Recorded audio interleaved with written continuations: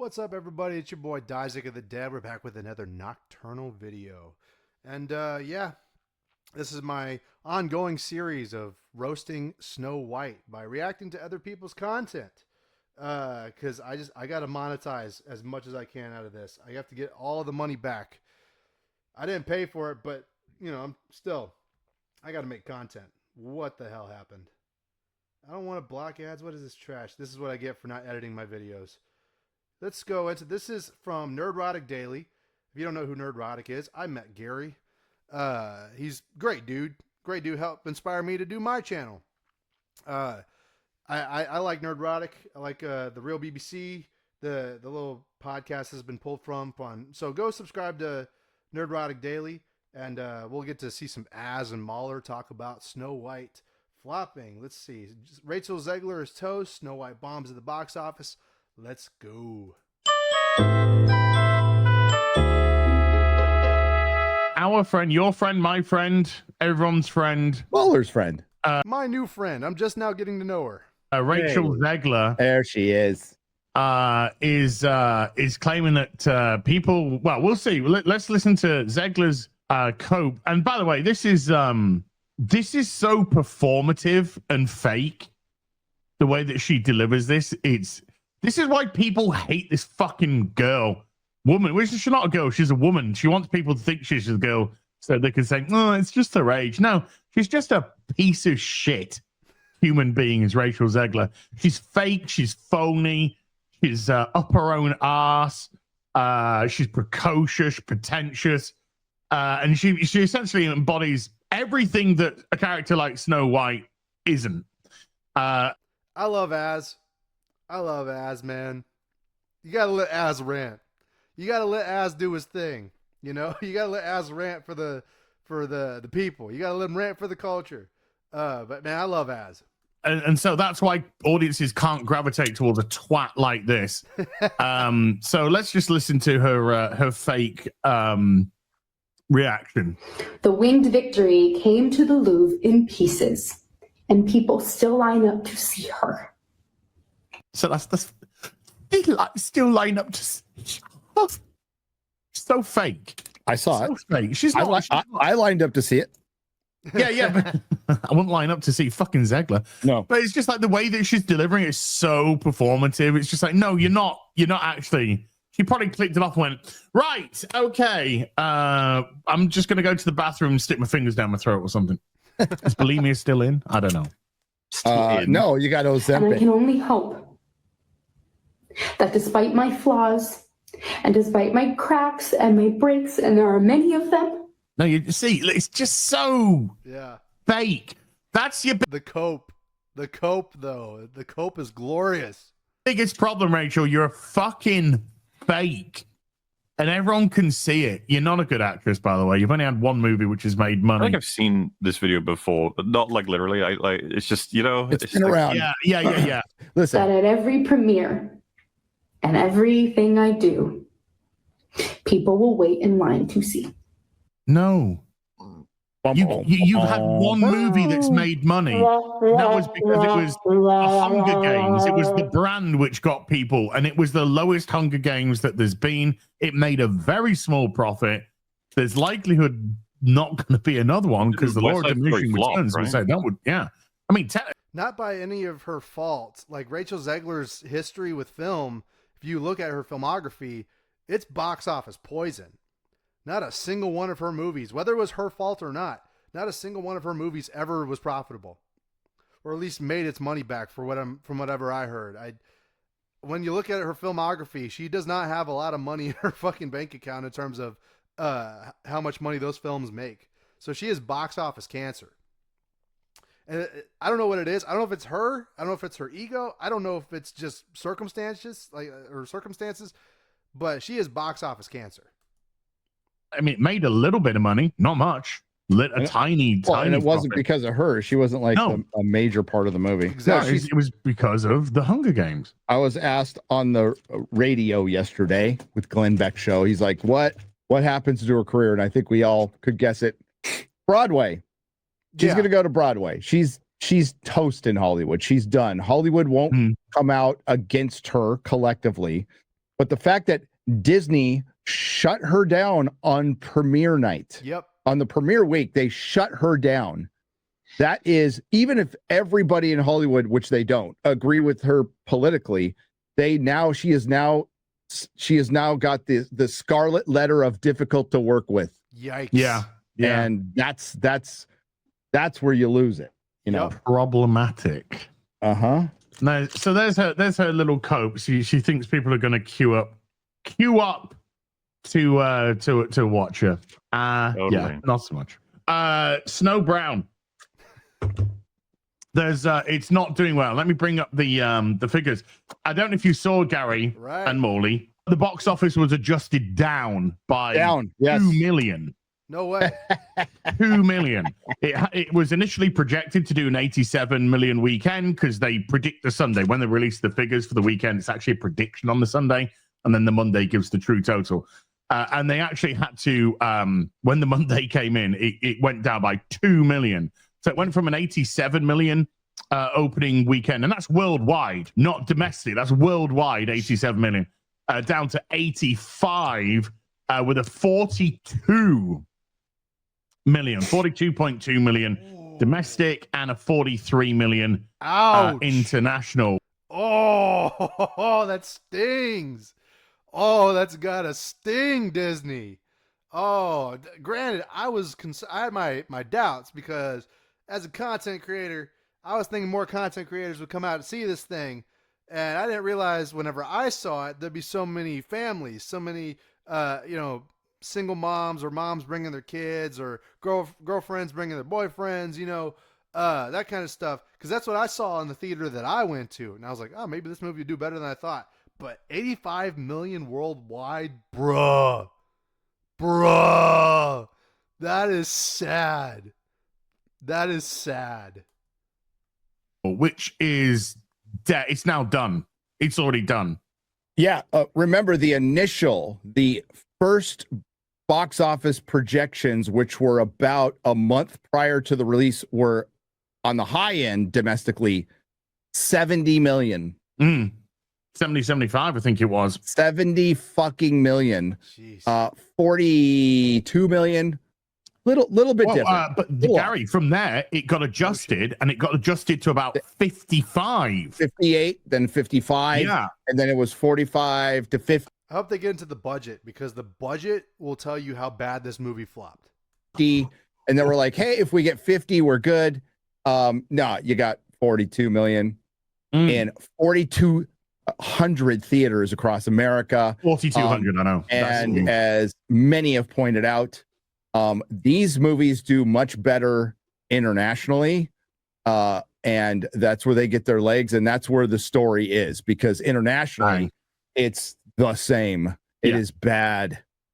And now we are looking at a possibility of Marvel's type of numbers. Yikes. For sure. I think we're looking at short of 300, but I think over 200. But I think we're looking to 275, maybe. We're looking at a potential $200 million loss for this movie. They'll call it. They're going to call it a $100 million loss because they're not going to count their marketing as a loss, although they will to their accountant. Oh yes. But they won't make it public. But they're going to say $100 million loss, easy $200 million loss for this movie. Most predictable failure since the last most predictable failure, which was The Acolyte, I guess. Or no, Captain America 4. Captain America. And I'm losing track. And The Acolyte and the Marvels and Rings of Power. These are just predictable failures. Yep. And it was the slowest train wreck, but yet most unintentionally entertaining. And even idiots like myself saw it coming. It's predictable. He's right. It's predictable at this point, bro. That's why we call it dead on arrival. DOA. It's predictable. I mentioned to my mum that it was going to fail, and she said, "Oh, does that mean they'll stop doing them?" And I was like, "No." No, because Lilo and Stitch will make all the money. What they'll do is they'll just start making them a little more accurately. Yeah, that's what I thought too. When I saw the Lilo and Stitch trailer, I was like, this looks more accurate to the original movie. But then again, I've already seen the original movie, so I don't need to see this new one. I'm not really particularly interested. But if that's the route that Disney's going, then they'll have a better time making Tarzan than what I hope that they do. and that is treat Tarzan like a DEI thing and do what they've been doing to all the other characters and race swap Tarzan. Go ahead. Go ahead. See how it goes. See how it goes, Disney. Race swap Tarzan. I dare you. But we're still left with creative bankruptcy, even if Lilo and Stitch is great, right? Exactly. Oh, sure. Yeah, it's just pick a cartoon and live action it with CGI. Right. How to Train Your Dragon's happening too, isn't it? Yes, Yep. it is. That And it's, should do well. That I should think do it'll do well. very It'll well. definitely do well. It's just, I don't know. I don't like it. Like, I don't either. I freaking love that movie, dude. I'm with you. I think that movie's great. So saw that with my kid. But yeah, dude, that is a horrendous Sunday, by the way. That is a horrendous Sunday. That was What the is day I the went. per theater? So per we're theater, $2,500 on the Sunday. I mean, look, from your on Friday, its opening weekend, bro. yeah, That's bad. which means the Monday, which is going to drop probably during this show, will go down to probably 4 million. Will be the Monday. Around, you're looking at kind of like a projection around there. I'm gonna say 2. You're gonna say, no, ooh, I'm gonna say 2. Fuck it. that would be. I mean, we'll see. We'll see. It should happen. I'll keep my eye on it throughout the course of the show, and we should get the Monday numbers in. But yeah, I reckon it'll be around the 4 million, and 4 million is probably right. But I say the 2. theater Fuck it. would be probably in the I'd say 1.3. You know, no, it should go down to probably almost like 1.1 to 1.3, which would be absolutely. Dude, but a 34% Horrendous. drop on a Sunday is It's like, what? horrific. Yeah. Yeah, Is horrific. Yeah. that's a Saturday to Sunday drop of 34%. It's like, what the fuck? What this movie was represented in a film is the steamroller from Austin Powers. Yes, what it was. that's exactly what was in my head when you said this is the slowest train wreck. I was just thinking of the no. I was just thinking of that. Mahler, you did a whole EFAP on Snow White. So We did, and you did. Rags went and found out a bunch about how the original was made, and it ended up backfiring, not in the sense of a quality breakdown, but in the sense of man, do we have to talk about the new one at all? Yeah, dude, exactly like that. I watched I love Mahler, by the way, and I would love to do a reaction to EFAP, but I just don't have the camera storage or the time for that. But I love EFAP, guy. I love those guys, and I did what Rags was doing. I didn't do a full in-depth research, probably like how Rags did. Probably didn't go that far, but I did watch the original movie for context, and you know, did a little bit of research. But yeah, that movie deserves respect. It might not be for me. I might not have be sitting here, praising Snow White, the original movie, saying it's my favorite movie of all time or anything, and that I wanted to see this new one or anything like.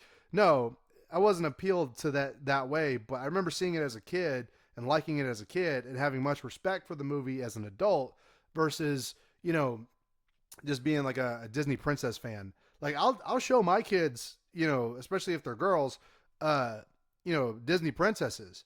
I'll do that. Absolutely. I'm not going to show them any of this new crap though. I'm not going to do that. But you know what I mean? Like you got to have respect for the art. This is bigger than just being a fan of something. This is, we're talking about cultural Marxism here. We're talking about the destruction of legacy characters, legacy IPs. So before y'all get in the comment section and be like, what are you doing as a fan of Snow White? I respect the original movie, but it's bigger than just being a fan of it now. You know what I mean?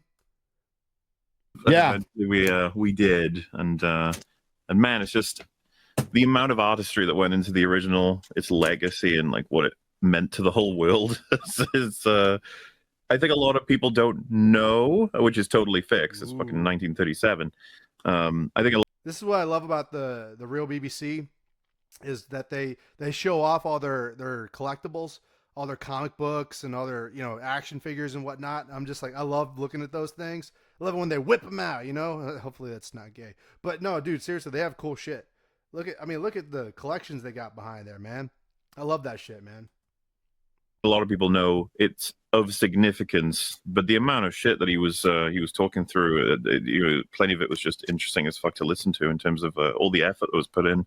how much of a difference it made, and all the naysayers at the time that recommended against making a movie like that. Yep. You know, it was truly a trendsetter, as much as it could be one back then in different ways. And it's just really sad to then be like, all right, so let's look at how they changed almost everything. You know, one of the things that I don't know if we've talked about, because we've had different conversations here and there about different things, but you know, we were struck by a lot of the different comparison scenes being altered. And when the huntsman's with her before he's gonna try and kill her in the original, he sees her find like a bird that seems distressed or unhappy, and she's like, "Oh, you know, where are your parents? Let's find you some help. Let's get you wherever you." Exactly. Like that's something Mahler brings up a great point, is they didn't just change the movie in small places. They changed a lot from the original movie. They changed a lot. From the small details to the big ones too, right? And they added like an extra 20 minutes that they didn't need. When they had a pretty solid hour and a half movie, get straight to the point and go home, you know? But this movie dragged on. It dragged on. And so Mahler has a lot of great points I'd like to highlight with that. Sorry for interrupting. You need to be, that sort of thing. And the huntsman sees that in the original now. Yeah. You know, we as the audience go, aha, he's seeing her do that. He knows her as well as he would. So he draws the knife and then he can't complete the job. In the new version, Exactly. she plucks an apple, hands it to him, and he's like, "You are kind." That's literally how it goes too. That's literally how it goes. He's not exaggerating. Mahler doesn't exaggerate these things. This is exactly how it happened. Huntsman be good because Rachel Zegler gave apple. Like that. Not the same. It's the very small things like that they change that, you know, sort of add the what makes one better than the other. And obviously that being the original is better. You gave me an apple. It's IW. Isn't that It's like an kind of extreme biblical? downgrade. And then, in the original, when he threatens to kill her, she's terrified and screaming. You know, as much as you do in a film like that without terrifying kids and stuff. In the new version, pulls the knife on it and puts it like to her throat, and she stands stern, looking at him like with her big jaw. There's this like a sense that she's going for like a go on then. Yeah. That's the messaging that I didn't like about that too, is that she was ready to die. She was ready to black pill and give up on everything because she was the evil queen's slave, her housemaid. And so she was ready to die right then. What kind of lesson are you teaching little girls there, man? You know, that was fucked up. Like giving them the whole, I'm a strong woman so I can stand up to this giant man with a knife at my throat. So what are young girls going to do? They're going to see that and they're going to be like, I can stand up to grown men with knives too. Clit. That's a stupid lesson from Disney, man. Stupid lesson. I fear no man. Right? You just mentioned like one of the major points of personality for the original is the animals. Yes. The animals are such a major character that are just completely taken out of this. I like comparing the two is it's fucking silly. Yes. Like comparing these two movies is silly. It's really sad too. It is opposite ends of spectrum. You have one that was a paradigm shift for Hollywood. You would put this in the 10 movies that changed Hollywood forever. Yep.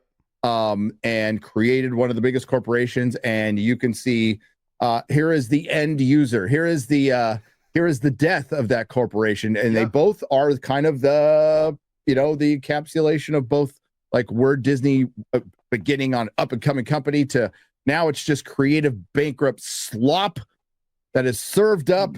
And not even the hardcorest of Disney fans, of modern Disney fans, are willing to eat it. Exactly. I can absolutely believe, by the way. That was very well put by Gary. Very well put. I could not have said it better.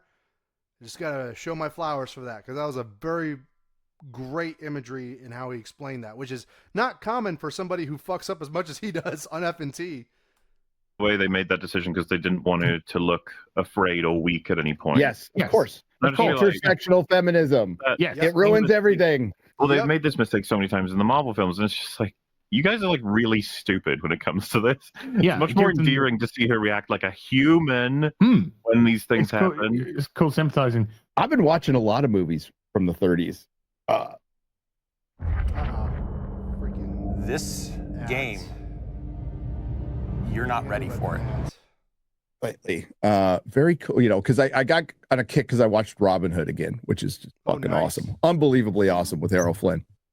Mm. And just the dude, and we're approaching, these are almost 100 years old. Like we're close to Snow White being 90 years old. Right. Yeah. And the artistry and the creativity they did, and you look at the schlock now, it's like I miss the fucking the sets they used for Robin Hood are unbelievable. Yeah, yeah. I assume this is where he's going, is like the actual work that goes into hand drawing animations like that in the 30s, when they didn't have like CGI, they didn't have computers to work off of. They had to basically make those folding papers. You know, that's not what they did, but like, you know how you'd like draw a picture and then on the next page draw another picture, and each page is a different movement, so that when you flip them over, it created a little animation. Well, they did that on a major scale, basically, and they drew, like, we're talking probably thousands of frames, maybe 100 something frames. I don't know. There's a lot of frames that go into that. And there's a lot of drawing. There's a lot of effort that goes into that, man. And it's, you have to appreciate that, especially in the time that it came out, right? How much work that took. And the end result is beautiful. The end result holds up to this day, you know? And so basically the CGI of today now is sorry about that. So I got a little bit distracted. Somebody just came in. Don't worry about that. But comparing the drawing of the original animation versus the total trash CGI computers that are just, you know, sterilizing, you know, this fake background, the fake dwarves, even the people look fake in the movie. The people look fake in the movie, which is a big thing. Is that now you can't tell it apart from AI, and it looks cheap, it looks sanitary, it looks dog shit. I think that's where he's going with it. Like they're great. And this was during the Depression and the Dust Bowl and all this shit. So it's sad to see what's happened, but with Snow White, it's indicative of everything Disney. It's the one thing, Mahler, they should have shown a lot of reference to. And if you're going to remake and remade it shot for shot, like if you're going to remake it shot for shot. Yeah. You don't get the guy who did fucking 500 Days of Bummer and Amazing Spider-Man 2. Yeah, their major fuck up was that there's probably, I never in a million years would want them to do it, but they're going to. You need to grab like every respectable artist ever that relates to the way that they created the original Snow White, and actually like maybe do a really great effort in trying to, you know, not cringe update it, but simultaneously the 100-year anniversary. You'd think they would have like. No, they went with Wish so awfully. They went with Wish, yeah. Wish, which nobody remembers. It should have been Snow White, and use the exact same budget. That like just spend it better. Get Kenneth Branagh back. Find somebody, you know, someone who knows what the fuck they're doing. Nerdrotic.com. Please subscribe.